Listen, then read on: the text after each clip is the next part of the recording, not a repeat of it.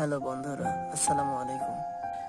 আজকে সকাল থেকে সে কিছু খাচ্ছিল না এবং সে কয়েকদিন যাবৎ অসুস্থ বোধ করছিল। এখন দেখার পালা, আমার তো কপাল খারাপ, কিন্তু কতটা খারাপ, সে কি তার বাচ্চা সহ মারা গেছে না বাচ্চা ব্রিডিং হওয়ার পরে মারা গেছে, এখন দেখার পালা। এখন দেখি, দেখা যাক কি অবস্থা। আমি তার অপারেশনের জন্য একটি ব্লেড নিছি, এটা দিয়ে তার পেট কাটবো। আফসোস, কপাল খারাপ, কিছু করার নাই। এখন দেখতে হবে আমার ঠিক কপাল কতটা খারাপ। হ্যাঁ,